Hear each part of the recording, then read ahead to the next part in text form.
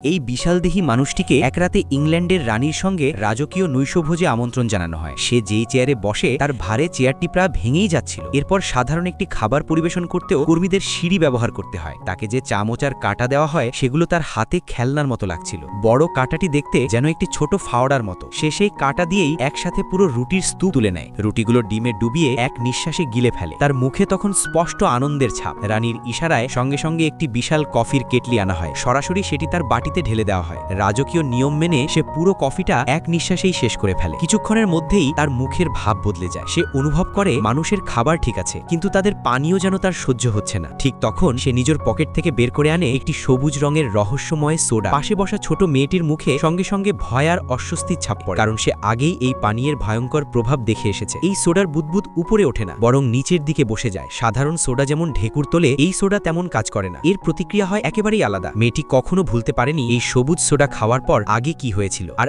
আজ সেই একই পানীয় বিশালদেহী মানুষটির সঙ্গে করে রাজপ্রাসাদে নিয়ে এসেছে। সে ক্রিস্টালের গ্লাসে করে সবার জন্য সোডা ঢেলে দেয়। সম্মানের খাতিরে একে একে সবাই একটি করে গ্লাস তুলে নেয়। একসাথে সবাই যেই পান করে মুহূর্তের মধ্যেই তাদের মুখে অদ্ভুত অদ্ভুত অনুভূতির ছাপ ফুটে ওঠে। প্রথমে একজন চাকর নিজেকে আর সামলাতে পারে না। এরপর নিরাপত্তা রক্ষীরাও নিয়ন্ত্রণ হারাতে শুরু করে। কয়েক সেকেন্ডের মধ্যেই পুরো পরিবেশ সম্পূর্ণ বদলে যায়। সবচেয়ে আশ্চর্যের বিষয়ে শেষ পর্যন্ত রানী নিজেও এই অদ্ভুত পরিস্থিতি থামাতে পারেন না। পুরো রাজপ্রাসাদ অস্বাভাবিক শব্দে ভরে ওঠে। পরিস্থিতি সামাল দিতে রাজকীয় কুকুরগুলোকে দ্রুত ঘর থেকে বের করে নিতে হয়। আর সেই মুহূর্তে সবাই বুঝতে পারে এই রহস্যময় সবুজ সোডা শুধু অদ্ভুত নয়, এটি আসলে সম্পূর্ণ অপ্রত্যাশিত।